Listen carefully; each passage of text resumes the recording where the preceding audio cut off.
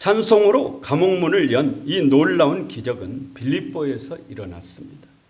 사건의 발단은 바울이 귀신 들려 점을 치는 여종에게서 귀신을 쫓아낼 때 시작됐습니다.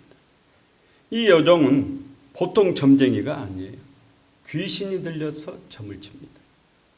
그렇기 때문에 빌립보에서도 유명한 점쟁이로 많은 돈을 벌어서 주인에게 큰 이익을 줬다. 성경 그렇게 말합니다.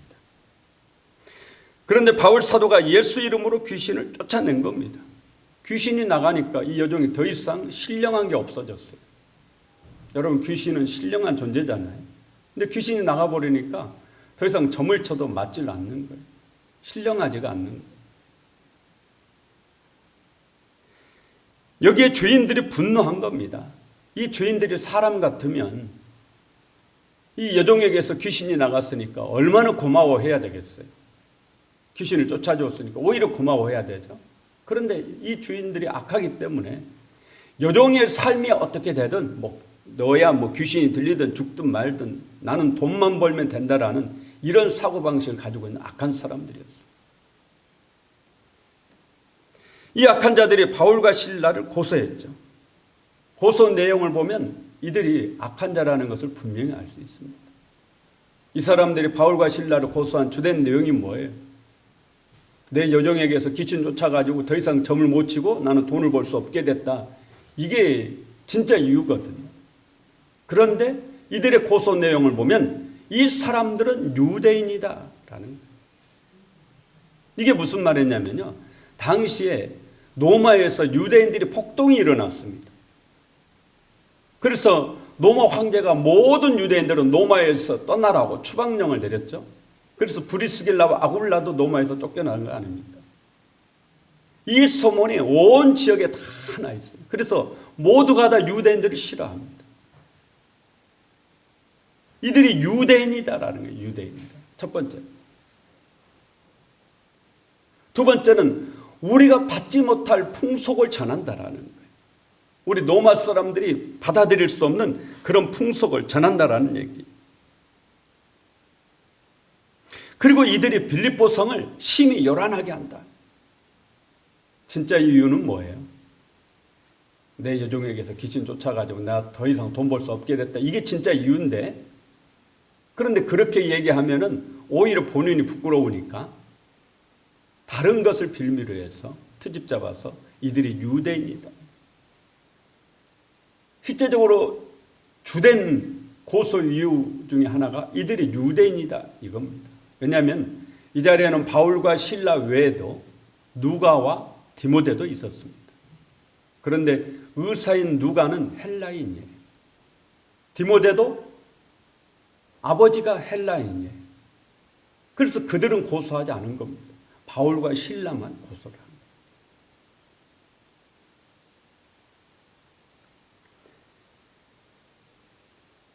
지금이나 그때나 세상 크게 달라진 것이 없습니다. 세상 역사를 공부를 해보면 그렇게 사람은 그렇게 자꾸 달라지지가 않아요. 변화가 잘 안 됩니다. 이들의 고소를 접하는 관리들도 제대로 된 재판 과정 없이 바울과 실라의 옷을 벗기고 심히 치라. 고소인들이 부자기 때문에 그들에게 돈을 받고자 그렇게 한 겁니다. 바울과 실라는 로마법에 의한 태형을 받았습니다. 유대인들은 율법에 40에 하나 감한 매를 때리죠. 40대를 때리지 못하게 합니다.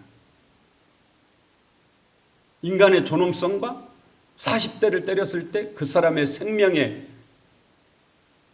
위협이 없도록 하게 해서 율법에 40에 하나 감한 매, 39대까지만 때리도록 그렇게 되어 있어요. 그런데 이 로마의 태형은 이 관리가 그만두라고 할 때까지 권장을 치는 겁니다. 그러니 얼마나 많이 맞았겠어요. 정말 안 죽을 만큼 맞았어요. 목숨이 이태로울 정도로 맞았죠.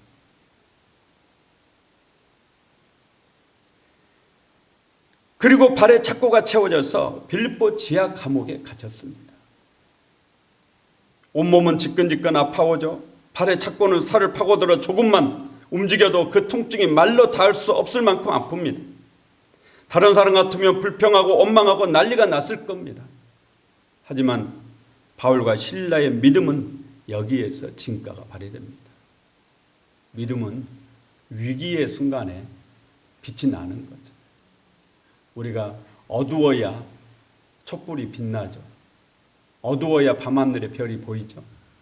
지금도 별은 하늘에 떠 있지만 별이 보이지 않는 것은 환하기 때문이에요. 우리의 믿음도 위기의 순간에 나의 믿음이 보이는 거예요. 한밤중에 바울과 실라는 빌립보 지하 감옥에서 찬송을 부르기 시작합니다. 우리가 왜 간수들이 제지하지 않았을까? 그런 생각 드시죠? 그런데 이 감옥이 보통 감옥이 아니에요. 말 그대로 지하 감옥입니다. 한 번 갇히면 자기의 힘으로는 탈옥이 불가하고 간수들도 들어가기가 싫을 만큼 그런 지하 감옥, 아주 흉악범들만 갇혀져 있는 감옥입니다. 처음에는 기도로 시작했는데 나중에 찬송이 되었습니다. 그런데 25절을 헬라어 원문으로 보면 아주 흥미로운 사실을 발견할 수 있어요. 25절에 한밤중에 바울과 실라가 기도하고 하나님을 찬송하며 제수들이 듣더라. 제수들이 듣더라. 우리 성경으로 보면 별 이상한 점이 안 보이는데 헬라어 원문을 보니까 이 듣더라 헬라어로 에파크로 아오마이라는 단어를 썼는데 기쁘게 듣다 그런 뜻이 들어있습니다. 그냥 들은 것이 아니고 제수들이 저놈들 뭐하는 거야 이렇게 들은 거 아니고 이 기도와 찬송 소리를 제수들이 그 흉악범들이 기쁘게 들었다. 기쁘게 들었다. 바울과 실라의 찬송 소리는 적어도 세 가지의 큰 움직임을 가져왔습니다. 첫 번째는 바울과 실라가 찬송을 부를 때 하나님의 마음을 움직였어요. 하나님이 감동을 받으셨어요. 그래서 하늘 보좌를 움직인 찬송이다. 그렇게 말합니다. 하나님께서 감동을 받으셔서 내가 바울과 실라를 도와주리라. 저들을 감옥에서 건져내리라. 하나님이 그렇게 마음을 가지신 겁니다. 그래서 놀라운 이적을 행하셨습니다. 빌립보 감옥문을 열어주십니다. 우리가 고통 속에서 부르는 찬송에 하나님의 마음을 움직일 수가 있다.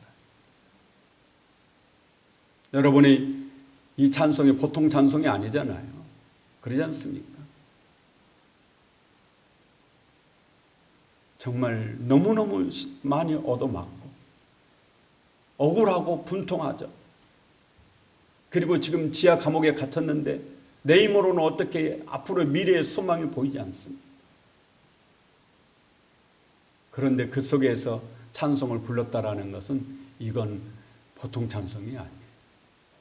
여러분도 이런 위기와 고난의 순간에 하나님을 찬양한다면 그 찬양은 분명히 하나님의 마음을 움직일 것입니다. 두 번째 26절을 보면 찬송을 부르자 큰 지진이 일어나서 옥토가 움직였다 그럽니다. 옥토를 움직였어요. 감옥의 모든 문들이 다 열렸습니다. 죄수들을 올가매고 있던 착고도 다 풀어졌어요. 찬송을 부를 때 모든 묶인 것들이 다 풀어진 겁니다. 우리가 찬송을 부를 때 모든 묶인 것들이 풀어지는 역사가 일어납니다. 세 번째, 죄수를 지키고 있던 간수의 마음을 움직였습니다. 간수가 자다가 깨어보니까 감옥문이 다 열려 있는 거예요. 간수는 너무나 두려웠습니다. 죄수들이 달아났으면 로마법에 의하면 자신이 죄수들 대신에 형벌을 받아야 됩니다. 또 그 심문하는 과정 중에 얼마나 잔인한 고문을 받게 되겠어요. 그래서 칼을 빼서 자결하려고 그럽니다. 나 하나 죽으면 적어도 내 가족은 살리라. 가족에게는 피해가 안 가겠지. 아마 그런 생각으로 자살을 생각했을 겁니다. 칼을 빼어 막 자결하는 순간 바울과 실라가 알아차리고 황급히 막습니다. 죽지 마시오. 우리가 다 여기 있습니다. 이때 간수가 뭐라고 그럽니까? 29절을 보면 간수가 등불을 달라고 하며 뛰어들어가 무서워 떨며 바울과 실라 앞에 엎드리고 30절에 그들을 데리고 나가 이르되 선생들이여 내가 어떻게 하여야 구원을 받으리까 하거늘. 간수가 하는 말을 들어보면 이 사람뿐만이 아니고 다른 간수들도 그날 온종일 아니면 얼마 전부터 계속 바울과 실라에 대해서 얘기를 나누고 있었다는 것을 알 수 있어요. 만약에 그냥 일반적인 간수였다면 바울과 실라가 우리가 여기 있으니까 죽지 말라고 했을 때 다행이다, 정말 고맙습니다, 이게 이제 일반적인 인사예요. 그런데 이 간수는 바울과 실라를 밖으로 데리고 나갔어. 그 앞에 엎드려서 선생들이여 내가 어떻게 하면 구원을 얻으리까? 내가 어떻게 하면 구원을 얻어서 천국에 갈 수 있습니까? 이렇게 물었단 말이에요. 그러나 이 간수가 믿지는 않았지만 그동안 예수님의 복음에 대해서 듣고 있었다라는 얘기예요. 빌보 성에서 일어나는 일들을 계속 듣고 있었다라는 겁니다. 그런데 지금까지는 저놈들이 아주 나쁜 놈들, 저거 사기꾼들 이랬는데 오늘 이 감옥문이 열리는 이 놀라운 현장을 경험해 보니까 정말 하나님은 살아있고 바울과 실라가 전하는 이 복음이 진짜라는 것을 알게 됩니다. 그래서 그 앞에 엎드려서 선생들아 내가 어떻게 하면 영생을 얻으리까? 어떻게 하면 구원을 얻으리까? 그렇게 묻는 거예요. 바울이 뭐라고 대답합니까? 정말 유명한 말씀이고 우리가 반드시 기억해야 될 말씀 31절 이르되 주 예수를 믿으라 그리하면 너와 내 집이 구원을 받으리라. 사도행전 16장 31절 말씀. 저는 이 바울 사도가 전하는 이 복음이 복음의 진수라고 생각합니다. 복음의 엑기스, 정말 우리가 전해야 될 진짜 복음. 이것 빠지고 다른 거 전하는 것은, 이것 빠지고 다른 얘기 해가지고 전도하는 것은 다 헛것이에요. 복음의 진수, 복음의 엑기스, 주 예수를 믿으라. 그리하면 너와 너의 집이 구원을 얻으리라. 저는 여러분이 이 말씀을 마음에 딱 새기셨으면 좋겠어요. 주 예수를 믿으라. 그리하면 너도 구원받고 너의 집도 구원을 받으리라. 분리해서 말한 것은 구원은 별개라는 거예요. 구원은 같이 통틀어서 도매급으로 다 내가 예수 믿으니까 우리 집안 다 아니에요. 너와 너의 집이 그렇게 말씀합니다. 이날 밤 빌립보 간수뿐 아니라 그의 온 집이 예수님을 영접하고 세례를 받았다고 말씀하죠. 그렇게 이들은 빌립보 교회 성도가 되어서 세계 선교에 헌신하게 됩니다. 찬송을 부를 때 이 놀라운 일이 일어났습니다. 찬송을 부를 때 바울과 실라의 마음의 문이 열렸습니다. 아마 이 사람들도 사람이니까 처음에는 하나님의 뜻을 몰라서 당황하고 하나님께 서운했을 수도 있습니다. 마음속에 작게나마 원망이 있었을 수도 있습니다. 한데 그 모든 것을 떨쳐버리고 찬송을 부를 때 마음의 문이 천국을 향해서 주님을 향해서 활짝 열린 줄로 믿습니다. 찬송을 부를 때 감옥 안의 죄수들의 마음문도 열렸습니다. 지하 감옥에 갇힌 죄수들이 흉악범들이에요. 그런데 이들이 찬송을 기쁘게 들었습니다. 마음의 문이 열린 겁니다. 더욱 놀라운 것은 찬송을 부를 때 빌립보 감옥문이 열렸다라는 겁니다. 감옥도 보통 감옥이 아닌 지하 감옥입니다. 간수들도 멀찌감치 떨어져 있을 만큼 축축하고 음산하고 어두운 최고의 흉악범들만 가두는 그런 지하 감옥이에요. 바울과 실라가 찬송을 부를 때 하나님의 천사를 보내셔서 이 감옥문을 여신 줄로 믿습니다. 그뿐 아닙니다. 바울과 실라의 찬송으로 간수와 간수의 온 가족의 마음의 문이 열렸습니다. 구원의 큰 문이 이 가정을 향해 열린 겁니다. 하늘 문이 열렸습니다. 찬송은 이처럼 여는 능력이 있습니다. 하나님을 찬송하십시오. 찬송을 부르십시오. 닫혔던 모든 문들이 열릴 줄로 믿습니다. 닫힌 문이 열리기를 바라신다면 찬송을 부르세요. 찬송은 능력이 있습니다. 역대하 20장에 남유다 여호사밧 왕 때 모압과 암몬과 마온 사람 세 나라 연합군이 쳐들어왔습니다. 여호사밧 왕과 유다 백성들이 도저히 이 전쟁에서 싸워서 이길 도저히 방법도 없고 재간이 없어요. 어떻게 해야 될지 알 수가 없어요. 이제 죽는 것밖에는, 이제 당하는 것밖에는 눈앞이 캄캄합니다. 이럴 때 어떻게 해야 되죠? 우리도 인생을 살다 보면 이럴 때 있잖아요. 내 힘으로는 더 이상 어떻게 해볼 수가 없을 때, 내 힘으로 어떻게 그 문제를 막아낼 수가 없어요. 더 이상 내 힘으로 어떻게 할 수가 없을 때, 사방에 우겨쌈을 당할 때, 그때 어떻게 하느냐? 믿음의 사람은 그때가 정말 기도해야 될 때죠. 여호사밧 왕도 기도했습니다. 어디에서 기도하느냐? 성전 뜰에서 기도했습니다.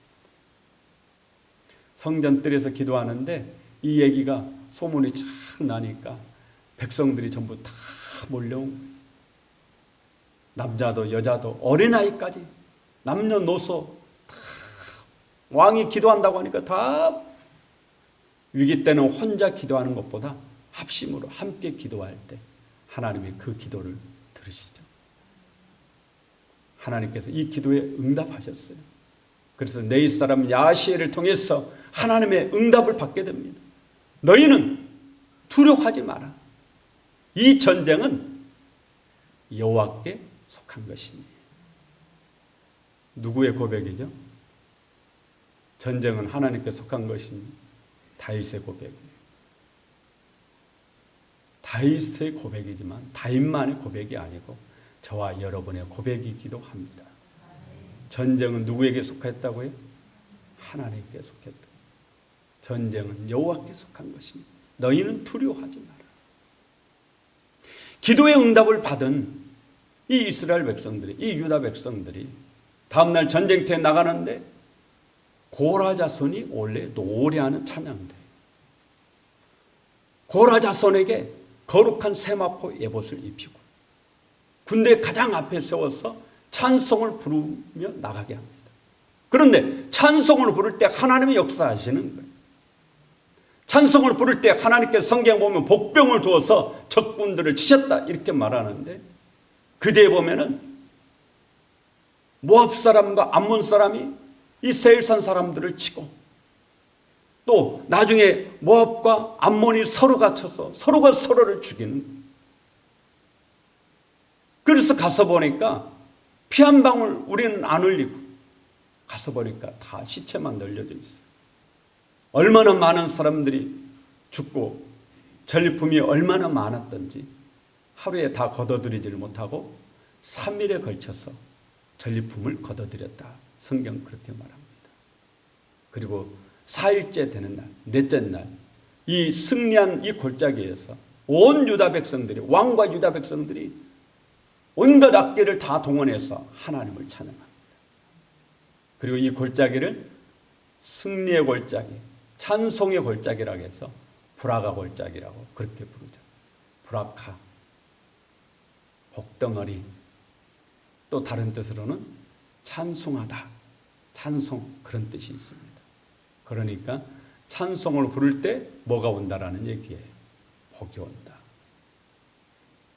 여러분이 찬송을 부를 때 복이 오는 줄로 믿습니다. 찬송을 부르면 이런 기이한 일이 일어나는 것입니다. 야고보 5장 13절에 너희 중에 고난당하는 자가 있느냐? 그는 기도할 것이요. 즐거워하는 자가 있느냐? 그는 찬송할지라. 기도는 고난 중에 하나님께 드리는 것이고 찬송은 고난을 이기고 승리했을 때 기쁨으로 부르는 것입니다.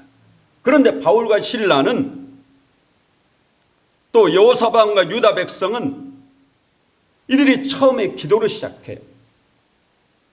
왜냐하면 지금 현재 고난이니까, 지금 현재 위기의 순간이니까 지금 현재 엄청난 고통의 시간이니까 처음엔 기도로 시작해요.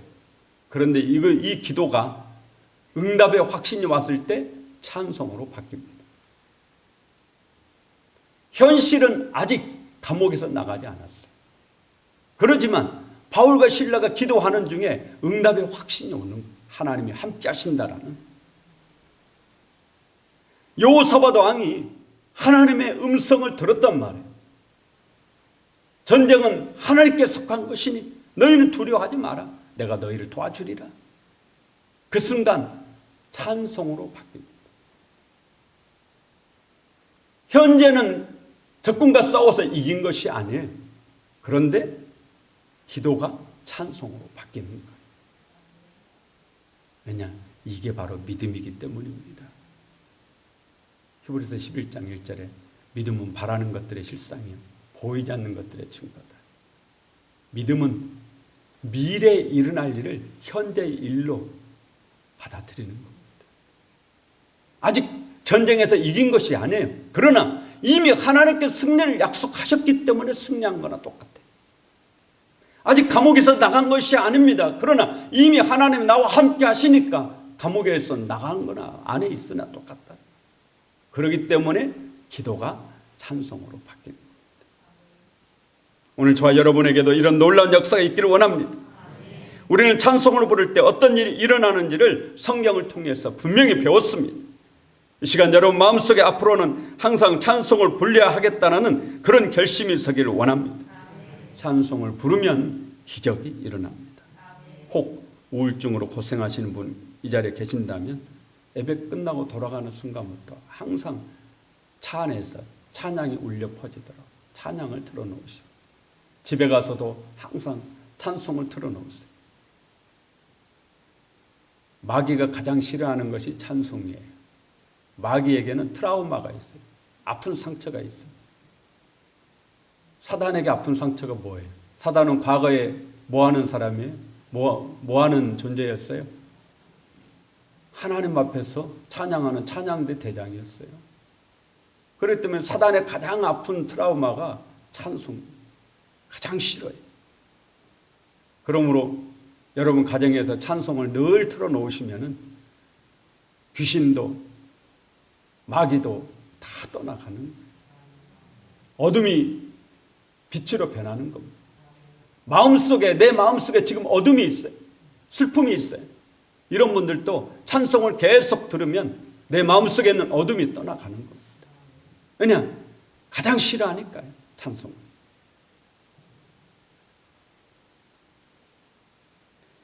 몇 해 전에 은행 강도가 은행을 털어서 그 돈을 쓰다가 붙잡혔대요. 그런데 이제 신문하는 과정 중에 이 강도가 이런 말을 했습니다. 사실 은행을 털려고 먼저 들어간 은행이 있었대요. 근데 들어가는 순간 전 직원이 이 강도가 들어가는데 손님이 온 줄 알고 아주 반갑게 어서 오라고 인사를 하더래요. 어서 오세요. 그러는데 강도가 깜짝 놀란 거예요.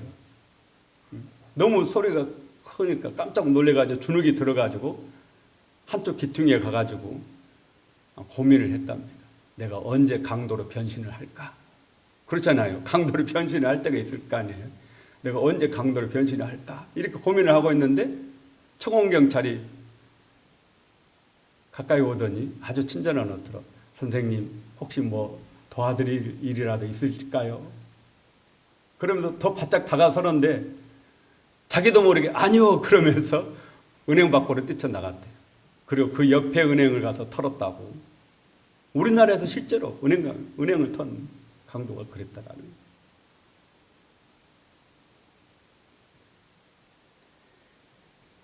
마귀는 어두운 곳을 좋아합니다. 마귀는 여러분이 혼자 있을 때 좋아해요. 어둡고 침침하고 고독하고 쓸쓸한 것 앞으로는 멀리 하십시오. 찬양을 틀어놓으세요. 찬양을 큰 소리로 부르시길 바랍니다. 모든 두려움이 떠나갈 줄로 믿습니다. 어둠이 다 사라지고 환하게 밝아지는 겁니다. 계시록 21장 25절에 천국에는 밤이 없다. 천국에는 밤이 없어요. 항상 낮만 있습니다. 그런데 예수님은 지옥을 바깥 어두운 곳이라고 그렇게 말합니다. 지옥은 반대로 빛이 없습니다. 항상 어두워요. 밤이. 그런데 우리는 어디에 살고 있느냐? 낮과 밤이 교차하는 곳에 살고 있습니다. 우리의 마음도 어둠과 빛이 교차하는 곳에 우리가 살고 있죠.